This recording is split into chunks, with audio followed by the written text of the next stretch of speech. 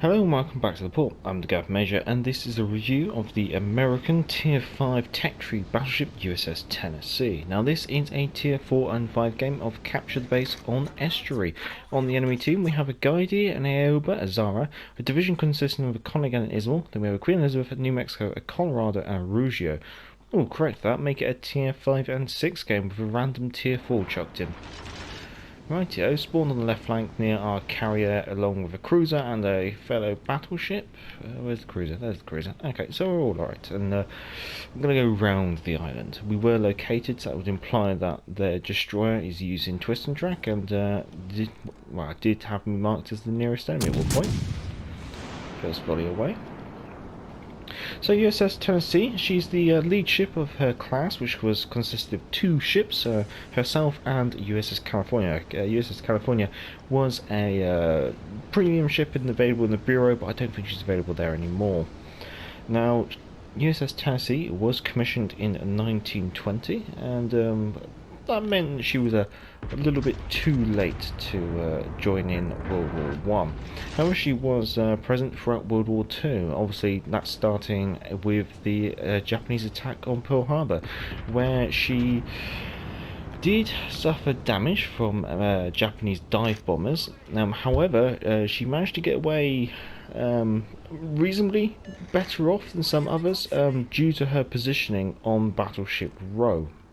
On Battleship Row, she was positioned up against the shoreline, I guess you could say, but surrounded by other battleships, which meant that it wasn't possible for Japanese torpedo aircraft to get torpedoes through to the Tennessee. Therefore, the Tennessee actually managed to get through Pearl Harbor without being sunk. Obviously, she did need repairs, and so she was repaired and refitted to a similar scheme as the California, with their enhanced torpedo bulge and anti-aircraft complement. And then she returned to the Pacific Theatre and served throughout in numerous engagements, so many so that I'm not going to list them. However, if you are interested, Draco has done one of his 5-minute guides that'll be carded top right now, also on the end screen, and that is 6 minutes and 59 seconds long. So, starting off with the review, as always, in comparison to the Tech Tree Tier 5 battleships. Survivability wise, she has the third lowest base HP, which is 52,600. She's also got the third lowest HP pool, which is 72,928. So that's not amazing, but then hopefully that should be recoverable by her armour scheme. She's also got the joint best torpedo reduction, which is 16%. Now, in regards to the armour, it's always best to go back to the port and take a look at the armour scheme in the armour view. So here we are back in the port, taking a look at the armour scheme of the Tennessee. Let's start off with the superstructure. Superstructure is, apart from your armoured citadel, is 16mm plating all over. I guess the main advantage of it is it's not very big, there's not a lot of it there, but it's worth noting the armoured sections at the top of the latticed masts. Now these are your highest armoured points, and therefore when it comes to your detectability, that's where the game will be drawing its line of sight from. So the way that detectability works, it draws a line of sight from your highest armoured point to the enemy ship's highest armoured point. Taking away the superstructure, and we are getting into the general amount of armour of the ship. I can see in a majority of the armour plating that you're seeing on the outside here is 25-26mm, which is sufficient to ricochet 14-inch AP shells.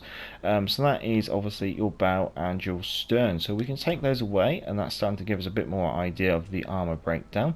We might as well take the torpedo bulge off. The torpedo bulge doesn't really extend above the waterline, as it should, I guess you could say. So although it's quite thickly armoured and probably is the main reason for the very high torpedo reduction of this ship, it's not going to be affecting your overall gameplay. Although I guess maybe it might affect it a little bit with that upper armoured belt of the torpedo protection being this 273 to 343mm armour, because that will stop plunging shells.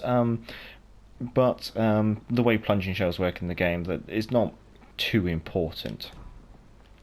Going on to the auxiliary room, the main upper armoured bow and the upper armoured deck, that is just 25mm all over. sufficient to ricochet 14-inch guns. Going on to, let's start with the turrets. So the turrets and the turret facings and the barbettes, sufficient armour all the way down. I mean, the thinnest part of the armour is the bottom plate, which is probably underneath the turret, I guess. Can't quite see it. But yeah, in general, it's a well-armoured turret. Can't really complain. It's all down to RNG at the end of the day when it comes to the turrets. The upper armoured bout, this is covered in 343mm plating, and there is a little bit on the deck which is a bit thinner, so maybe if a higher caliber shell comes in through the upper armoured bout, it might be able to... No, this armour is quite sufficient enough as well to ricochet, so I think if anything comes in through the upper armoured bout, there's a chance it might skip off this inner deck and just detonate within the upper section of the ship. However, I guess it potentially can be overmatched, obviously, if you're a broadside on, or it's a decent plunging shot and he's got enough momentum to get through all that armour. But the armoured bout on the outside, that is very thick armour, 343mm. So that's capable of ricocheting all AP, unless you're dead broadside, then it's going to be punching through. And there's no turtleback worth mentioning, none that I'm seeing anyway. So we take that away, Citadel-wise, it's below the waterline, so it is sufficiently hidden, so maybe at point blank ranges trying to find the Citadel on this ship's going to be quite difficult because of the flat shell trajectory, although I guess you might be able to just touch it maybe. The bow and stern, quite sufficient armour on the upper part of it, here, but not so much on the lower part, but getting to that lower part is going to be quite difficult. And at the stern, it's even better armoured, which is quite interesting. So, yeah, all in all, seems like quite a survivable ship overall, so I can't really complain. Oh well, that's the arm scheme of the Tennessee, so let's go back to the game. Welcome back. So, continuing on with the artillery. Artillery-wise, she has 12 number 14-inch guns mounted in 4 treble gun turrets. So she's got A turret, B turret super firing up front, and then she has X turret super firing over Y turret at the rear. Now, these do have the joint shortest range of 15.7 kilometers and the second shortest reload of 30 seconds, although that is pretty much joint second for the shortest reload, really. She's also got the longest turret traverse time, which is 60 seconds per 180 degrees of rotation. Furthermore, you do have a below average HE shell damage of 5,000. You have an average fire chance of 30%, and you also have the second best fires per minute when it comes to DPM wise. I've skipped a line there. You're supposed to have the average AP shell damage as well of 10,500. Now I'm just going to have to try and pay a little bit of attention and see if we can wing this guidey. Oh, she looks like she's going to be quite a difficult thing to hit, so we're just going to do a bit of a spread. See if we can find our mark with any of those. Oh, we did. Oh, nice. Okay. Right, back to reading out the notebook as we play. So she has the second best HE DPM, as I've said, second best fires per minute as well, and second highest AP DPM. Going on to the manoeuvrability, she is the joint slowest at 21 knots. It's one of the issues I have with these ships.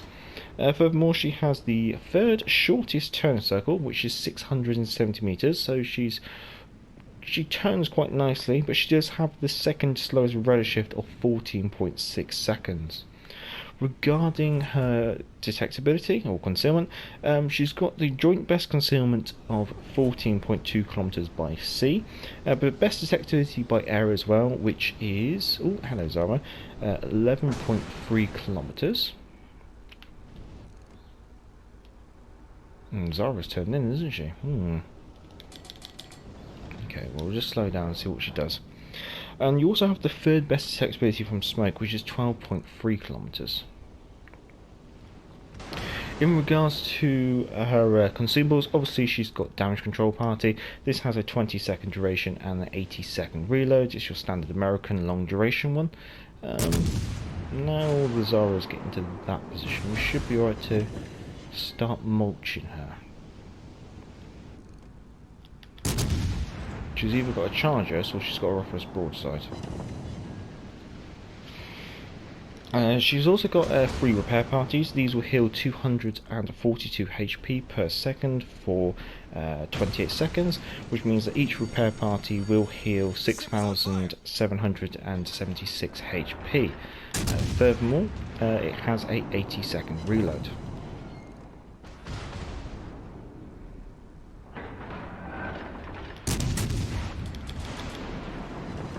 There we are, wrapping up the Zara, and now we can start continuing paying attention to the game. Now with her other slot of consumables, she can choose fighters, spotter aircraft or enhanced secondary targeting. 3 number of each. In this case I've gone for the fighter. However, depending on your playstyle, I don't think you can really go wrong with any of these choices. It's just really down to what you're used to, really.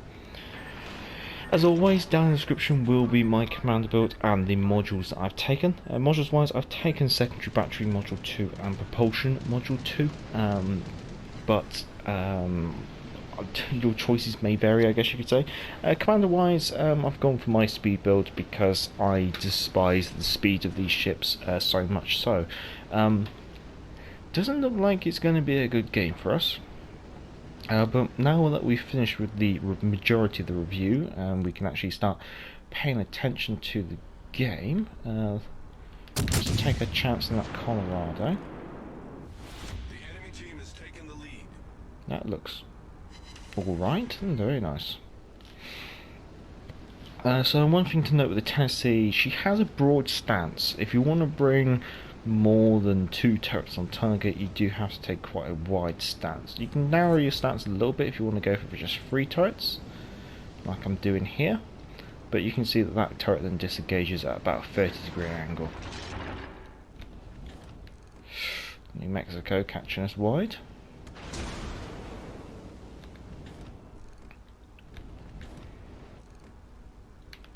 Mexico's opening up, so we're going to close it up. And also, I've got to try and remember that I'm playing a American battleship, not a British battleship. We'll unveil X turret, and then we'll quickly tuck it back in.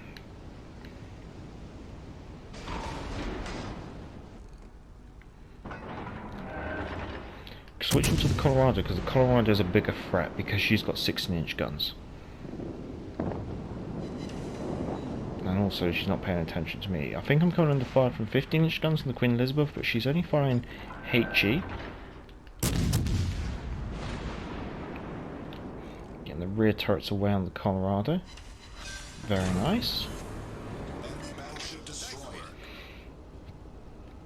Now let's see, we've got to try and work the Queen Elizabeth over. What was their carrier again? The carrier is a Rouge. Okay, so that's going to have very efficient torpedo bomber aircraft. But it does mean we haven't got to really worry about citadels from the sky. Gonna use a repair party. And judging by the way the Queen Elizabeth is sticking with high explosive rounds, I'm not expecting that to change anytime soon.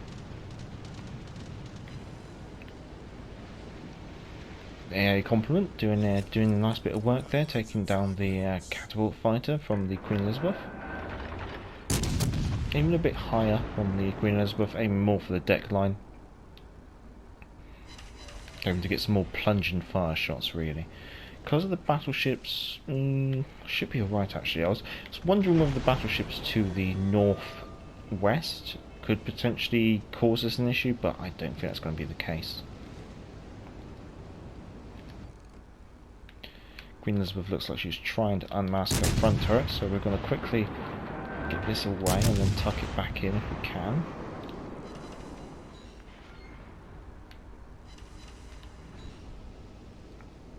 Here comes some torpedo aircraft launching the catapult fighter. I'm going to turn the ship towards the torpedo aircraft. Going to activate the damage con now because the chances are any torpedoes that do hit, they do cause flooding. The damage control party will still be going. Managed to turn into the torpedo that would have hit us before it managed to activate.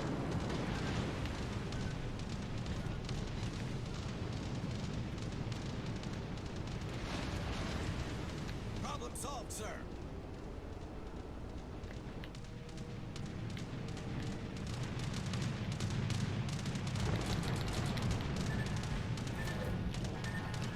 Taking out on the torpedo bulge, I think. Yep.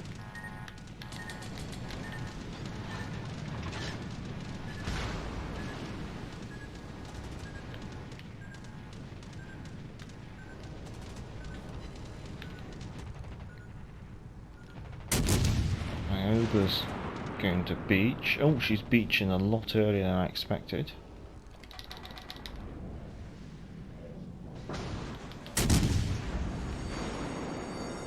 The ship is on fire. Maybe we can find assist now? No, 2 overpens. It landed rather high. She's gonna knock it back forward, I think.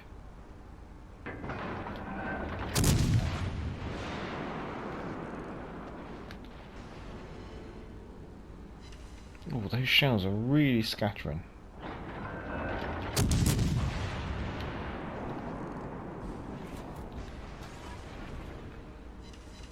Finally finding a Citadel. Double fire, we will put that out.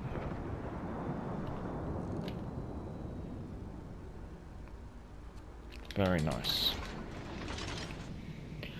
Right, we don't have a lot of HP, so I think I might try and close up to the island. So that means if I do come under fire from, say, the Queen Elizabeth, there's too much island between me and the Queen.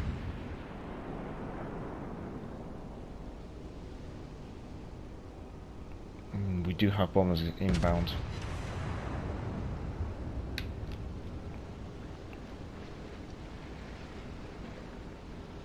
Gotta quickly try and do an evasive maneuver to try and dodge the incoming bombs. We do have a catapult fighter already up. Maybe through a combination of mine and the KG-5's anti-aircraft might be able to do some damage. There's a fire. The ship is on fire. 13 seconds to the damage control party is available, but we are burning up fast. And because I've moved out of range from the KG-5, that is going to be all she wrote for us. Well, it's going to be interesting to see how this goes. We'll jump on board with the KG-5, but all in all, the Tennessee, I'm sure there's going to be people out there who are going to sing her praises and going to enjoy playing her. Personally, she's not my cup of tea. As I kind of have said so far with like the Oklahoma and the Nevada, I just don't like the slow speed. They also have a very broad stance, and I find that they're not so kitey. I mean, if they were faster, they could be a bit more kitey, but I find that because of their speed, the rudder just doesn't dig in enough. Even though the turning circle is really nice, I just find the rudder just doesn't dig in enough. The guns do well. AP's very good. I pretty much sat in AP the entirety of that game. But what I find is just sometimes your speed means that you can't really dodge too much, and it also means that sometimes if the battle's happening somewhere else on the map, you just can't get over there and assist your team. Sometimes it can be you do your flank and that's it for the game. I mean, in that game I managed to get into their base, which is quite interesting, but I have got a speed build on there which does increase the speed by a couple of knots, but which makes it slightly more manageable. I mean, it makes it on par with a Queen Elizabeth class battleship without any like speed buffs, so that's not too bad. But in general, I had to probably do a rather subpar commander to do that. I managed to do 113,000 damage from 72 hits on target, getting 3 citadels and sinking 3 ships. I don't remember doing that. Team coming top of the team. Okay, only by a little bit. Which isn't too bad considering I'm reading out of a book for the good first half of that, and walking away with a profit of 181,000 credits, and that's after a ship service cost of 40,000 credits, obviously with a premium count. So all in all, actually a better game than I was anticipating. I thought it went a lot worse than that. Well, if you did enjoy this, feel free to give it a thumbs up. If you enjoy this kind of content, feel free to subscribe. If you are subscribed, I'd say thank you very much. Down in the description is the command word and the modules used during this review, along with the email address for the channel if you want to send in any of your own game captures for the community spotlight video on a Monday, and link to Patreon if you want to support the channel on Patreon, as it is a non-monetized channel. Also like to say thank you to all the patrons. Until next time, I'm the Guépratte Major, and back to the port. Hey, hey, clear the way, here comes the galloping major. Bumpity, bumpity, bumpity, bump. Get out of the way there, you fellows, unless you want me to run you down. I guess this is the life. Now, hey, hey, clear the way, here comes the galloping major.